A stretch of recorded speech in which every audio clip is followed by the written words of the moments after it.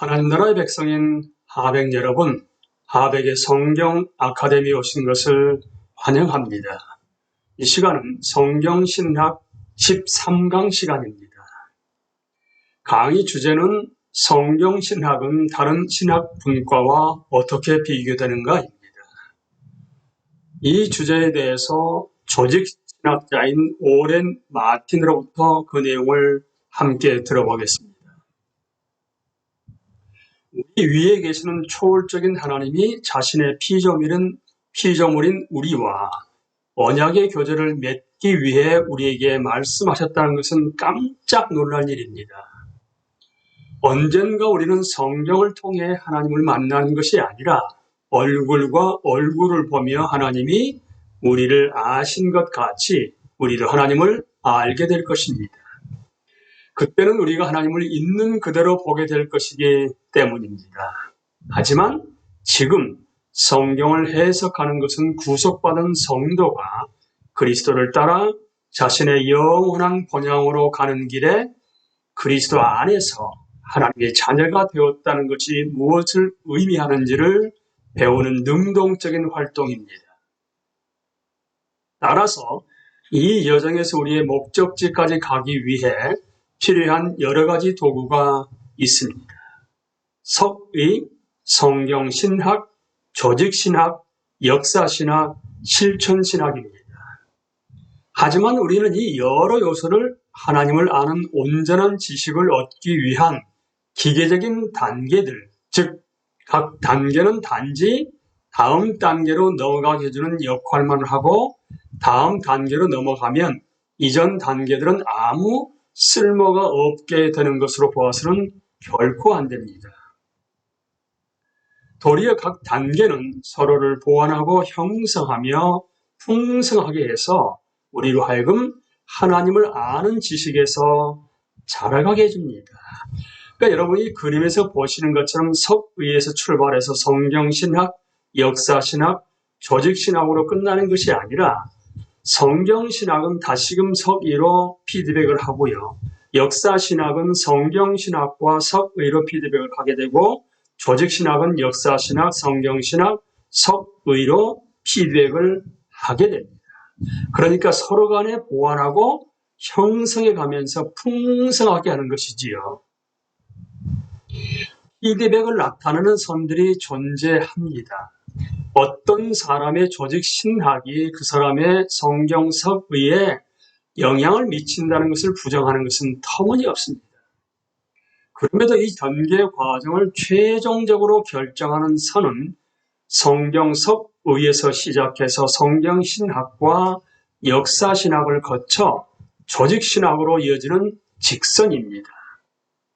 최종적인 권위는 성경이고 오직 성경뿐입니다. 따라서 우리가 겸손히 의지하는 마음으로 하나님을 더 온전히 아는 지식을 추구해 나갈 때 삼위일체 하나님과의 친교 속에서 수행되는 각각의 구성 요소는 다른 구성 요소들을 형성하고 풍성하게 합니다. 우리가 하나님이 무엇을 말씀하셨는지를 생각할 때 하나님은 우리에게 깨달음을 주실 것입니다. 이제 각각의 신학 분과를 설명하는 것으로 나아가 보겠습니다. 석의, 성경신학, 조직신학, 역사신학, 실천신학 분과 하나하나별로 살펴봅니다. 첫 번째, 석의입니다. 헬라어 동사 엑세게 오마이에서 유래된 석의, 영어로는 엑세지시스라고 하거든요. 이 석이라는 단어는 이끌다, 설명하다, 해설하다라는 를 가리키는 폭넓은 의미를 지닙니다. 그러니까 예컨대 누가복음 24장 35절에서 예수님이 모든 성경에 쓴 바 자기에 관한 것을 해석해 주시는 것을 보고 들은 두 제자는 그 길로 다른 제자들에게로 달려가 자신들이 예수님을 어떻게 알아보게 되었는지를 말했습니다. 또한 사도행전 21장 19절에서 바울은 자기가 복음을 이방인에게 전하여 선교할 때 하나님이 행하신 많은 일을 다른 그리스도인들에게 낱낱이 말했습니다. 이 단어를 사용한 가장 멋진 표현은 아마도 요한복음 1장 18절일 것입니다. 거기에서는 예수 그리스도를 나타내셨다라고 말합니다. 이것을 다른 식으로 표현하게 되면 예수님은 하나님에 대한 섭의라고 말씀드릴 수 있습니다. 즉 하나님을 가장 온전히 나타낸 것을 보고 싶고 하나님의 의도가 무엇인지를 알고 싶다면 곧바로 예수님을 보라는 것입니다. 성경을 서기하는 것은 저자가 무엇을 전하려고 전하려는지 알아내려고 단어들과 단어들의 관계를 분석하여 문학적이고 구원사적인 맥락 속에서 성경 본문의 의미를 발견하는 과정입니다.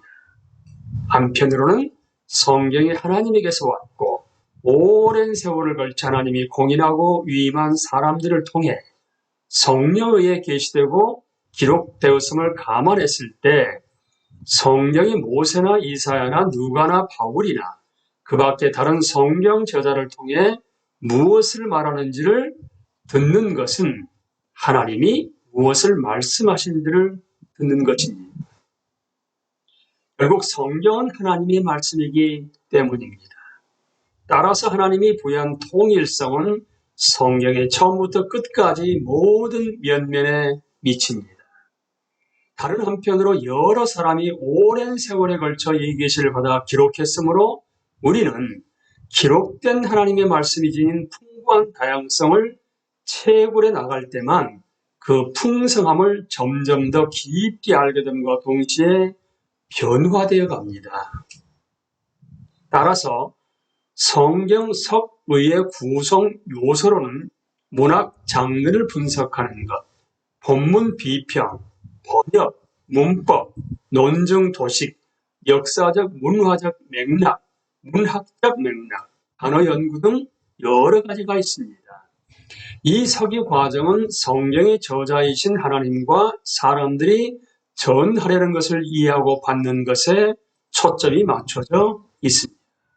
하지만 섭의는 단지 개별 본문만이 아니라 본문들의 관계도 다룬다는 점에서 더 큰 관심사들을 지니고 있는데요. 이제는 거기에 눈을 돌려보도록 하겠습니다.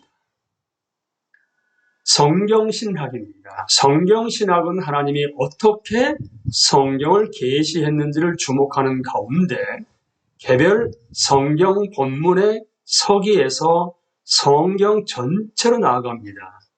성경신학은 본문들의 연결 관계를 알아내기 위해 성경에 의거해 과제와 범주를 설정합니다.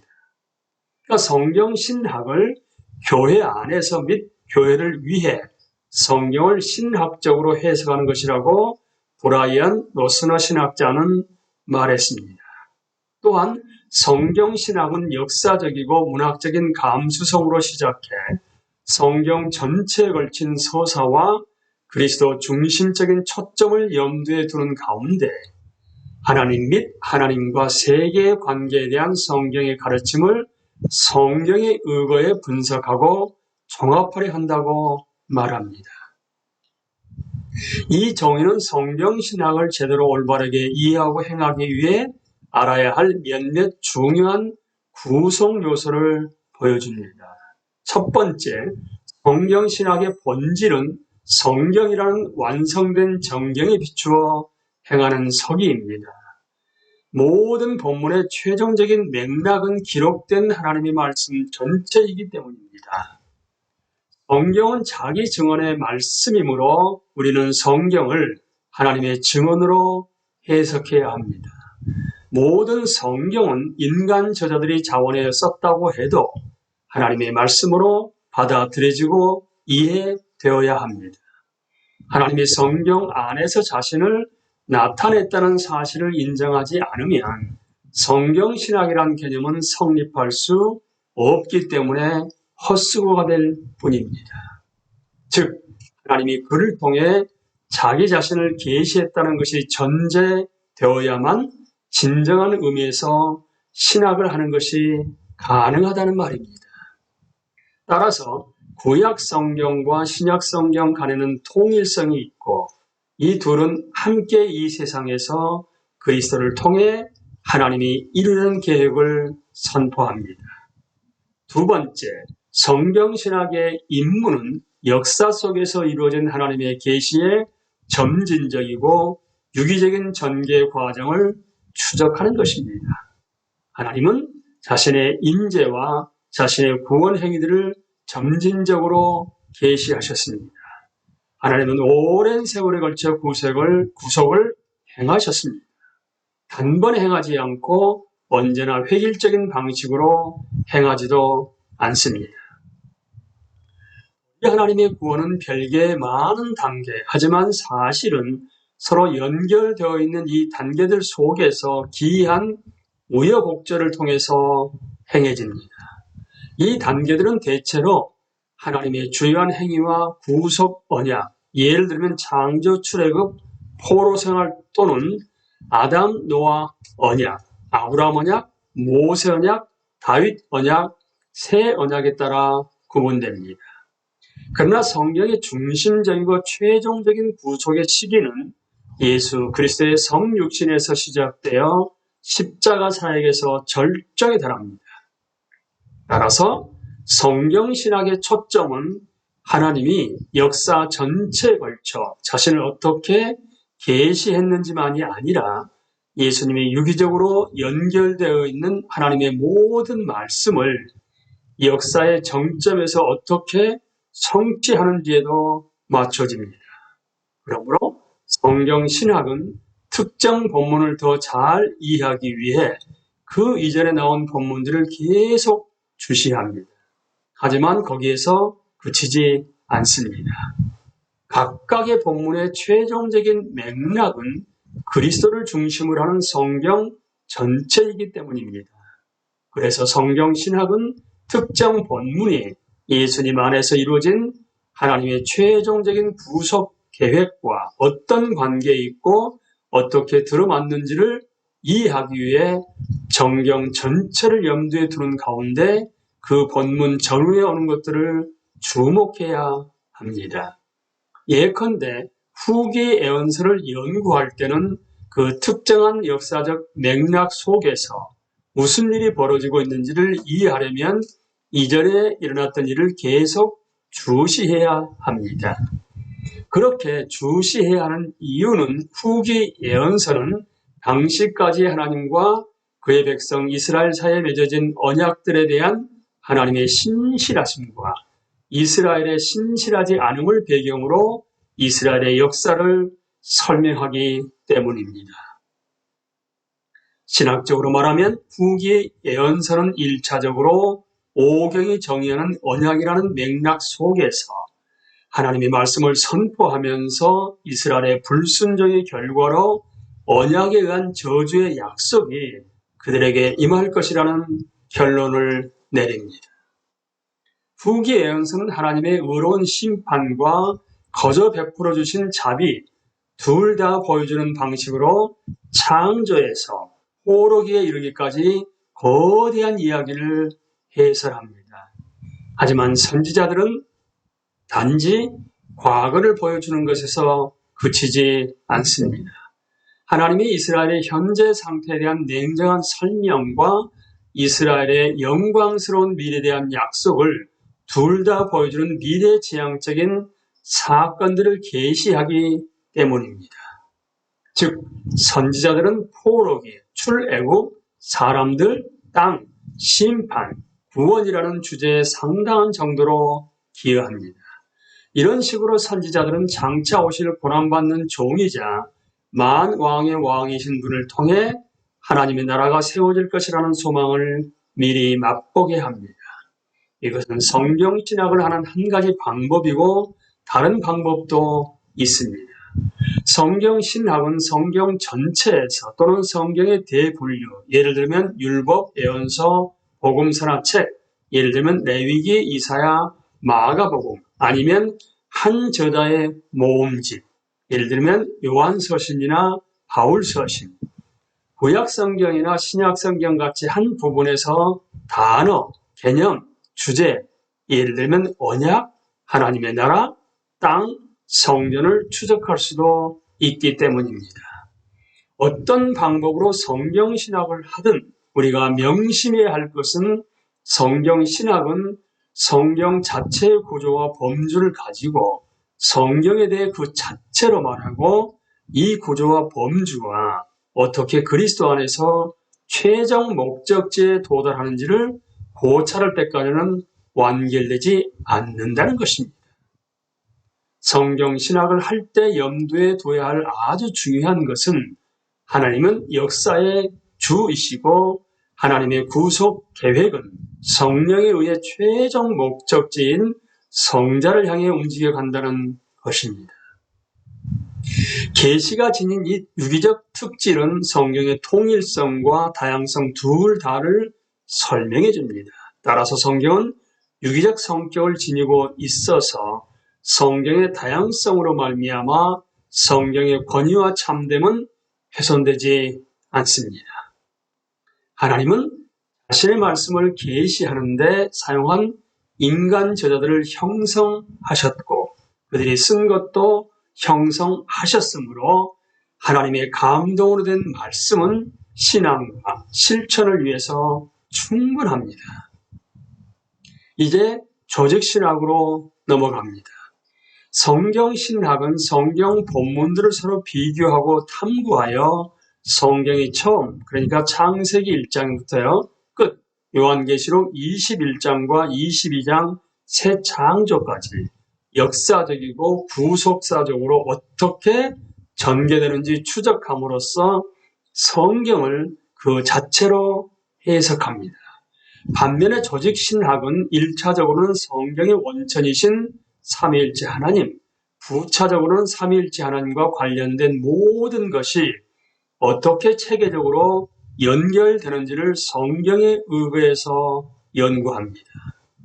즉, 조직신학은 성경신학에서 사용한 용어, 구조, 범주의 의미를 보존하면서도 거기서 더 나아가 오늘날의 사람들을 위해 이 용어들을 하나의 개념적 틀로 바꿉니다. 그러니까 조직신학은 모든 개념적 단편을 조직해 그 단편들의 관계와 비중에 대해 해부학을 보여주는 것입니다.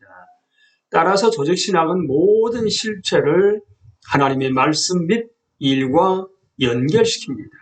그래서 로마서 7장 36절에 이는 만물이 주에게서 나오고 주로 말미암고 주에게로 돌아감이라는 의미와 똑같습니다. 신학을 좀 더 구체적으로 설명하게 되면 하나님은 자신이 누구이신지, 이거는 삼위일체론과 속성론입니다. 자기가 무엇을 창조하셨는지 창조론과 인간론입니다를 계시했습니다. 이건 계시론이죠. 그리고 인간이 하나님을 거슬러 범죄했지만 죄론입니다. 성부 하나님은 성자 하나님을 보내는 은혜로운 해법을 마련하셨고 성자는 성육신하여 죄악된 육신의 모양으로 오셔서 자신은 죄가 없으셨지만 모든 점에서 우리와 같이 되어 자신의 육체의 죄를 정하여 죄를 단죄함으로써 이 부분은 그리스도의 인격과 사역론입니다. 우리를 위해 구속을 이루셨습니다. 이건 구원론이죠. 그 결과 성부 하나님과 성자 하나님은 은혜 가운데 성령 하나님을 보내 자기 백성 안에 내주하여 충만하게 하고 은사를 주어 삼위일체 하나님을 섬기게 했고 교회론입니다. 하나님 백성의 이런 섬김은 그리스도가 다시 오셔서 자신의 삶, 죽음, 부활, 승천을 통해 시작하신 일을 완성하고 새 창조를 계시하실 때까지 이어집니다. 이건 종말론입니다. 초기 교부들은 이해를 추구하는 믿음을 실천함으로써 교회를 이단에게서 보호하고 새신자가 세례와 성찬에 참여할 수 있게 준비시키며 그리스도인을 믿음 안에서 훈련시키려 했습니다. 이렇게 해서 조직신학은 그리스도인의 삶이 되었습니다. 조직신학은 신학과 교리를 마지막 세밀한 부분까지 다 완성하려는 이론적인 욕구에서 비롯된 것이 아니라 복음을 위해 죽고 사는 문제였습니다. 이렇게 신앙에 대한 조직적인 이해는 성경 전체를 주목하고 부분들을 전체와 관련해 파악하려고 합니다. 거기에서 전체는 최초의 창조 행위에서 그리스도 안에서 최종적으로 완성된 새 창조에 이르기까지 이 세계에 대한 하나님의 관계에 대한 완결된 이야기입니다. 따라서 조직신학을 구성하는 몇 가지 요소가 있습니다. 첫째, 조직신학은 전체를 주목합니다. 성경은 한 왕, 즉 언약에 의해 자신의 종들인 세상의 왕들을 다스리는 만 왕의 왕과 그의 나라에 대한 하나의 이야기를 들려주는 하나님의 말씀입니다. 또한 성경은 구속사의 여러 시기, 여러 문학 장르, 하나님이 주도하신 언약들을 통해 우리에게 주어졌습니다. 따라서 조직신학은 이 통일된 전체가 하나님 앞에서 살아가는 모든 사람의 삶과 어떤 관계에 있는지를 볼 수 있게 해주는 거룩한 성찰을 제공해 줍니다.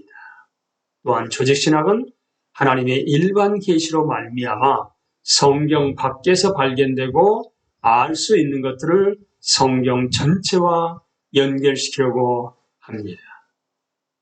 그러나 조직신학은 성경 전체만 아니라 성경의 관계들도 주목합니다.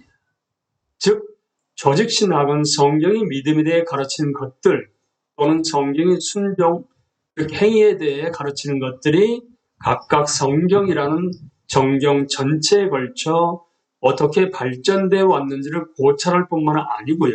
이것은 성경신학과는 비슷하지요. 믿음과 행위는 어떤 관계에 있는지도 우리에게 묻습니다. 따라서 조직신학은 믿음과 행위가 어떤 관계 속에서 서로 결합되고 통일되어 있는지를 설명하려고 합니다. 이 관계는 조직신학의 구성을 우리에게 설명해 줍니다. 또 다른 예를 들면 조직신학은 성경이 성부, 성자, 성령에 대해 무엇을 가르치는지를 서술하지만 성부와 성자와 성령은 어떤 관계에 있는가도 묻습니다. 이 대목에서 조직신학은 하나, 그러니까 본성에서 하나이지만 율법에서는 셋인 삼위일체 하나님에 대해 성경이 무엇을 가르치는지에 대해 통일성을 보여주는 개념과 개념적 도구들을 사용합니다.